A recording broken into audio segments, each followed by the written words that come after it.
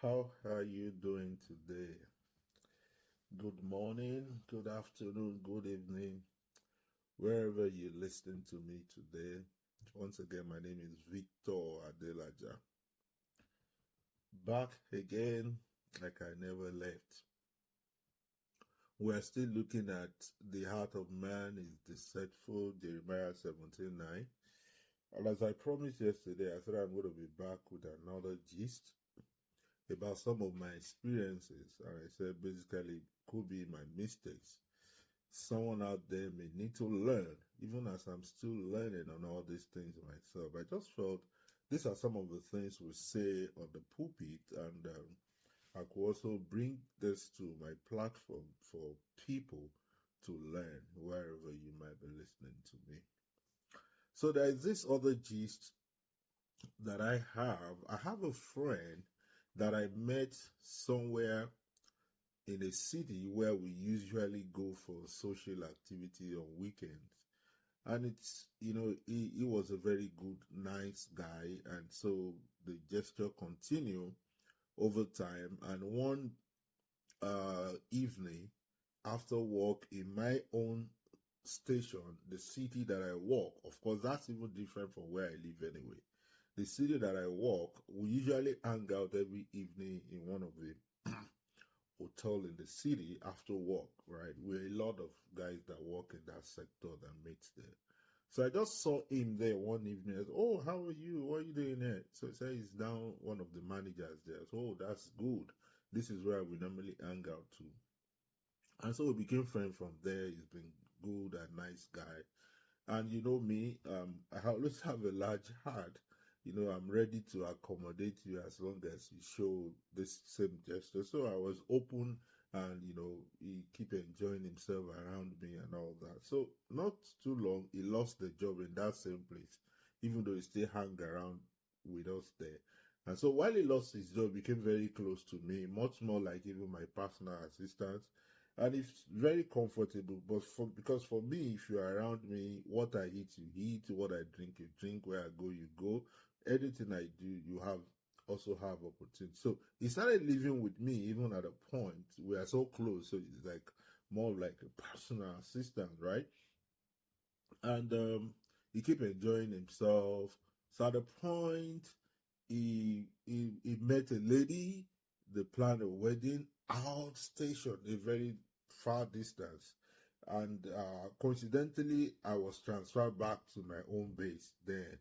So at the same time, so I remember I have to travel from a very long distance for the wedding ceremony, and everything went well. Along the line, he came back after some weeks and explained a lot of things that happened in the marriage.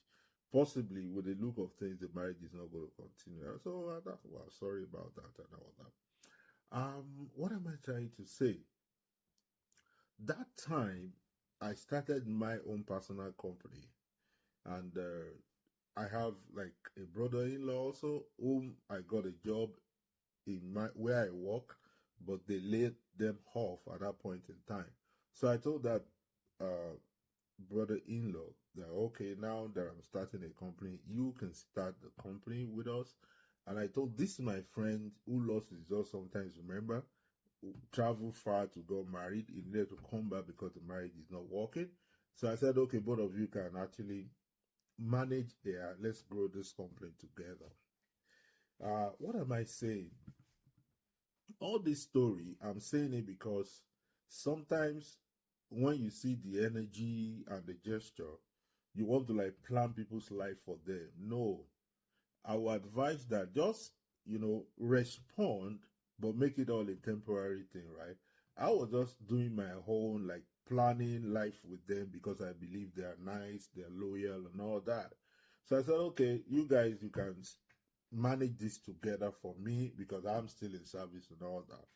But to my surprise, this guy that have been with me for a very long time benefited. We have rode. He has lived with me. He worked much more like my personal assistant for a long time. He left the company without coming to me to say, "Oh, my friend, this will not work. I have other plans. I needed to do this, I do that." He just left, the last thing we discussed that, oh, you got to manage this with this person and all that. He left without telling me anything, and that was it. Even that my brother-in-law was like, oh, he didn't call me. I said he said he's going back and all that. And I just ponder over, is this the end of that long-time relationship and everything we share? Even if you have a plan or this is not working for you, you have things to do, you should have called me and said, oh, my friend, thank you for this, but this is not going to work. I have this to do. And this guy left and just left like that, right?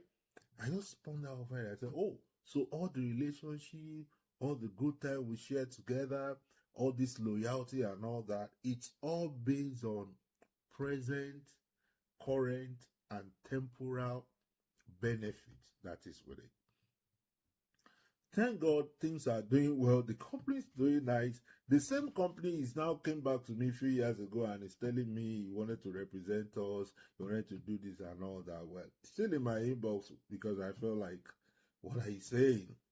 If you come for other things, good, but not this same particular company that you have rejected. We can do other things together.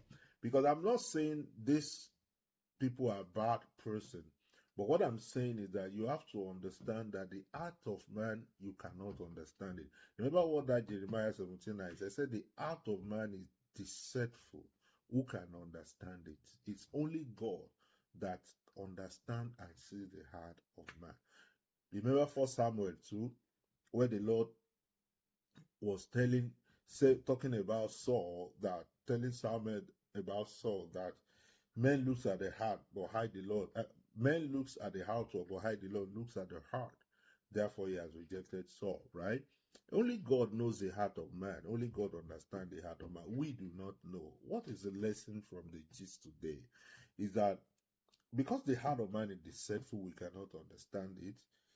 Our response to woman gesture, our response to their loyalty or the way they are nice or good to us, make it temporal too. Do not have any long-term plan because of what someone is doing to you now.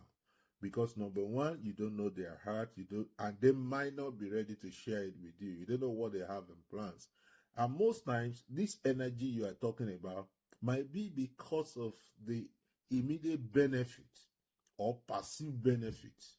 So most times the energy in the loyalty is proportional to the available benefit, either now or later. What is your own experience? Let me hear you in the comment section. Victor Adelaja is my name once again. How to be back very, very soon.